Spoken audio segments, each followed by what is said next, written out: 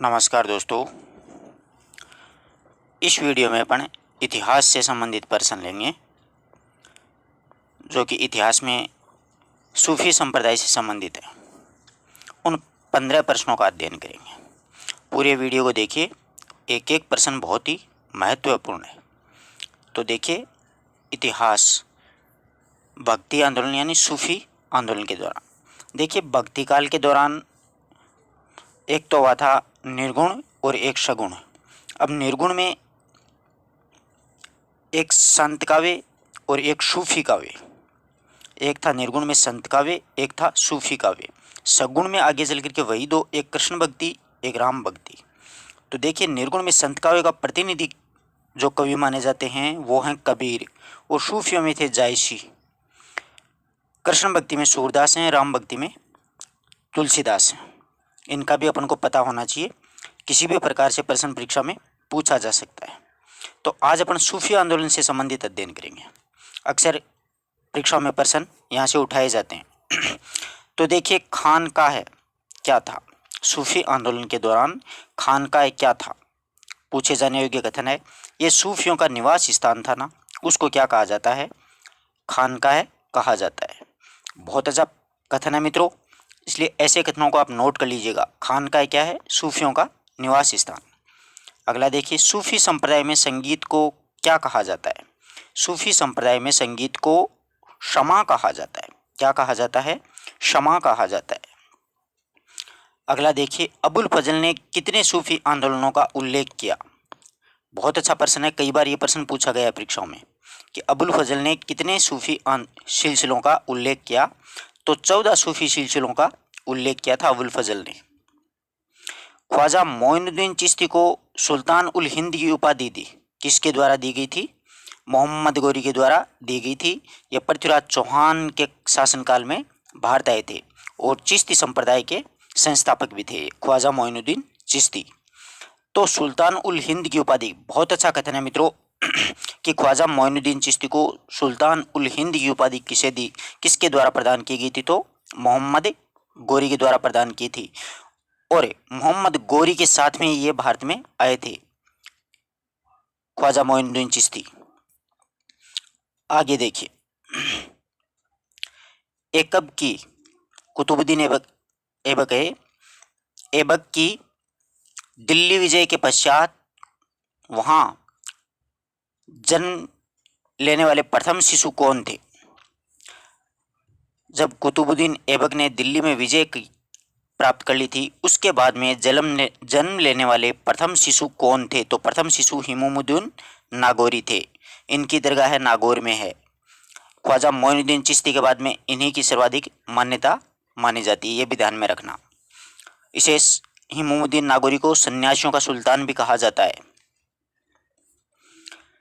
बाबा फरीद दिल्ली सुल्तान के किस शासक का दामाद था? बहुत अच्छा प्रश्न है। बाबा फरीद हैं, वो दिल्ली का कौन सा सुल्तान था जिसके वो दामाद थे?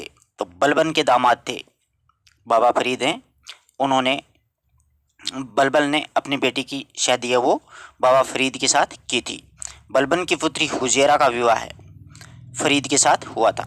बेगम का नाम भी पूछा जा सकता है कि बाबा फरीद की बेगम का क्या नाम था? तो हुजैरा नाम था।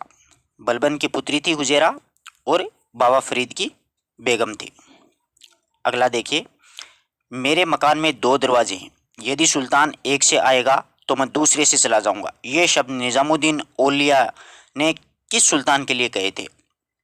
बहुत ही महत्वपूर्ण कथन है परीक्षा की दृष्टि से। ऐसे कथन बहुत बार पूछ लिए जाते हैं कि मेरे मकान के 2 दरवाजे हैं, यदि सुल्तान एक दरवाजे से आएगा तो मैं दूसरे से बाहर चला जाऊंगा। ये बात निजामुद्दीन औलिया के द्वारा किस सुल्तान के लिए कहे थे? तो ये अलाउद्दीन खिलजी के लिए कही गई बात थी। और निजामुद्दीन औलिया जो हैं वो हमीर खुसरो के गुरु थे, उस्ताद यानी गुरु ही होता है। आईने बात समझ में कि मेरे मकान में 2 दरवाजे हैं, एक में अगर सुल्तान आएगा तो मैं दूसरे से बाहर चला जाऊंगा। तो ये निजामुद्दीन औलिया के कहे गए कथन अलाउद्दीन के विरुद्ध में थे।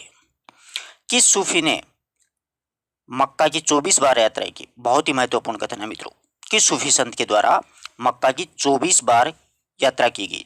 तो शेख सलीम चिश्ती। ये शेख सलीम चिश्ती है उनके द्वारा मक्का की 24 बार यात्रा की गई। वास्तव में बहुत ही महत्वपूर्ण कथन है। सारी की सारी परीक्षा में इन 15 कथनों में से एक या दो 100% पूछा जाएगा मित्रों। ध्यान रख लेना, हर एक कथन को बहुत ही मनोयोग से याद रखना है अपन को। किस सूफी संत ने 24 बार मक्का की यात्रा की? तो शेख सलीम चिश्ती के द्वारा 24 बार मक्का की यात्राएं की गई थी। अगला देखिए, सनक संप्रदाय की स्थापना किसने की?